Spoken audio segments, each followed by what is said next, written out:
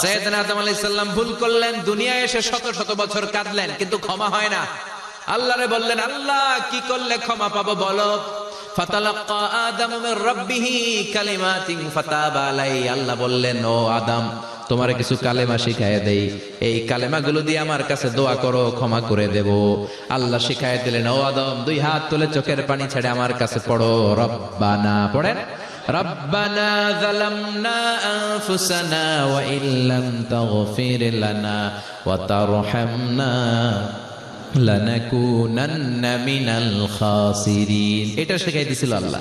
365 দিনের প্রতিদিনই বান্দা যখন আল্লাহর কাছে ক্ষমা চায়, আল্লাহ তখন খুশি হয়ে যায়। সুবহানাল্লাহ পড়েন। আর শয়তান নারাজ হয়ে যায়। আমাদের মিশন হচ্ছে আমরা আল্লাহরে খুশি করতে চাই, আর শয়তানের বিরুদ্ধে আমাদের অবস্থান। চিল্লায় বলেন ঠিক কিনা? এজন্য সব সময় প্রশংসা করব কার? শুকরগুজার হব আল্লাহর জন্য, ঠিক কিনা? বিশ্বনবী দোয়ায় বলতেন, আল্লাহুম্মা জাআলনি সাবুরা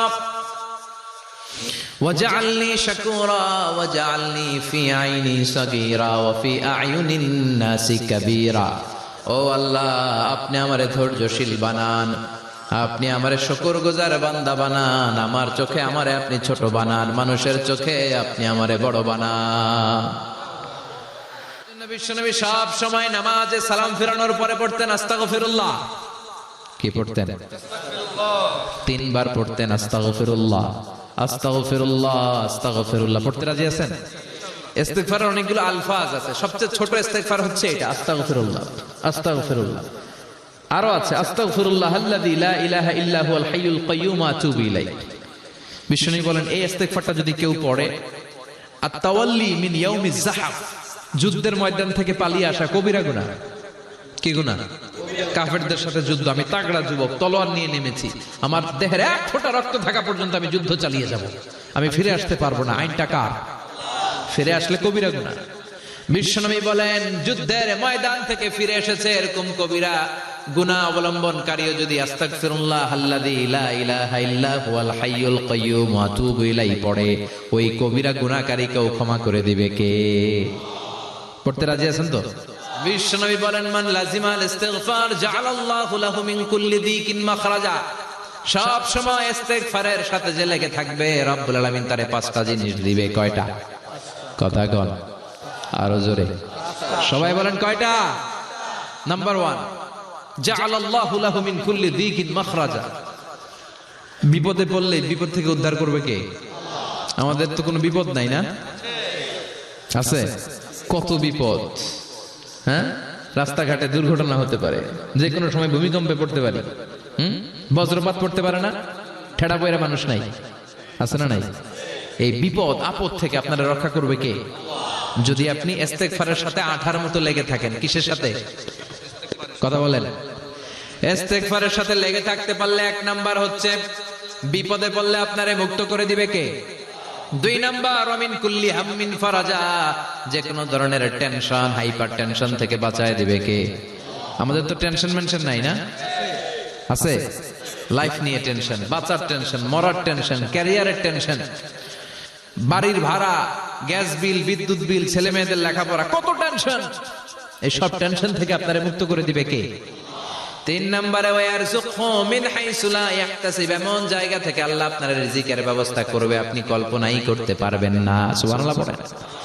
4 নম্বরে, সব সময় ইস্তিগফার যদি পড়া হয়, আল্লাহর কোনো আযাব ওই বান্দার উপরে আসে না।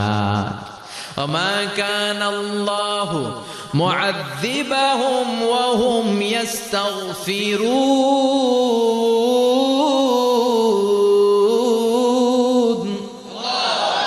যতক্ষণ আমার বান্দা আমার কাছে ইস্তিগফার পড়তে থাকে, আমার কোনো আযাব বান্দারে পাবে না। যতক্ষণ ইস্তিগফার পড়বেন, আল্লাহর কোনো আযাব আপনার উপর আসবে না। 4টা গেল। 5 নাম্বার, বারবার ইস্তিগফার পড়লে রফিক ভাই আল্লাহ আপনারে মুস্তাজাবুদ দাওয়া বানিয়ে দিবে। দোয়া করা মাত্র কবুল করে নিবে কে? মুস্তাজাবুদ দাওয়া বুঝেন তো?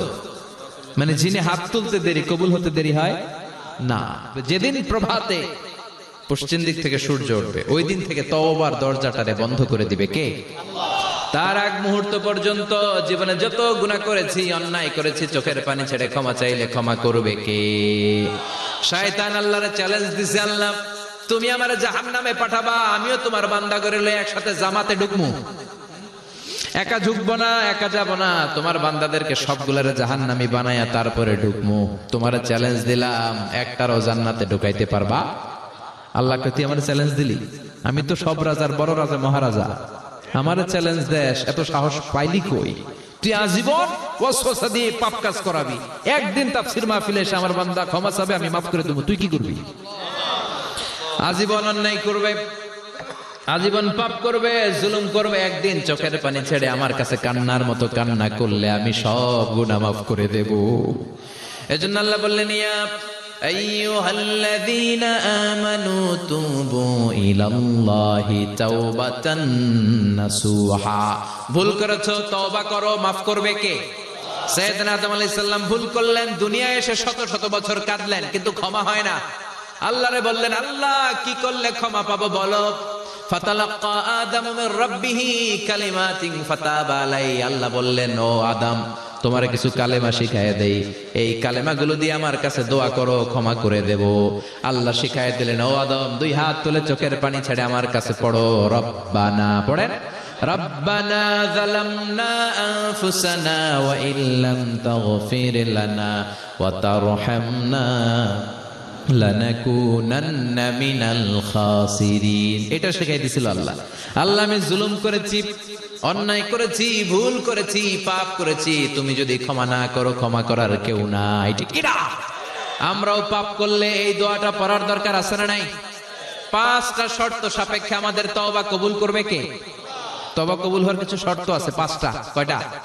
চিৎকার মেরে বলতে হবে, তওবা কবুল হওয়ার শর্ত কয়টা? 1 নম্বরে হচ্ছে আল ইকরা, acknowledgement. You have to give the acknowledgement that you are the greatest sinner on earth. আপনাকে ঘোষণা দিতে হবে যে আপনি পৃথিবীর সবচেয়ে বড় পাপী। 1 নম্বর শর্ত, আপনি বলেন যে আল্লাহ, আমার চেয়ে বড় পাপী নাই, আকাশের নিচে জমিনের উপরে আমি সবচেয়ে বড় পাপী, এমন কোন পাপ নাই যেটা আমি করি নাই, ঠিক কি না? 2 নম্বরে আন-নাদাম। নাদাম মানে repentance. You have to be repentant for what you have done. আপনাকে অনুতপ্ত হতে হবে, চোখের পানি ছাড়তে হবে। আল্লাহ, আমি লজ্জিত, আল্লাহ আমি নাদান, আমি পিশাচ, আমারে মাফ করে দাও। তার মানে স্বীকার গেলেন কি অন্যায় করেছেন।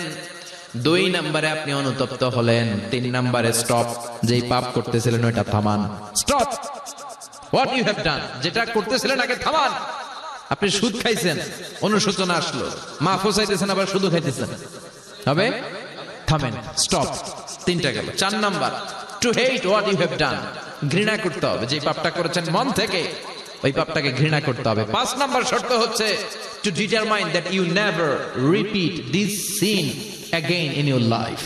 আল্লাহর ওয়াদা দেন, কমিটমেন্ট দেন যে আল্লাহ, আমার জীবনে পারতপক্ষে এই পাপ জীবনেও করব না। চিৎকার করে বলেন ঠিক কিনা? এই 5টা শর্তের আলোকে তওবা করলে জীবনের সব গুনাহ মাফ করে দিবে কে? এজন্য আল্লাহ বললেন, ইয়া আইয়ুহাল্লাযীনা আমানু তুবু ইলাল্লাহি তাওবাতান নাসুহা। তওবার মতো তওবা করো, সব গুনাহ মাফ করতে পারে কে?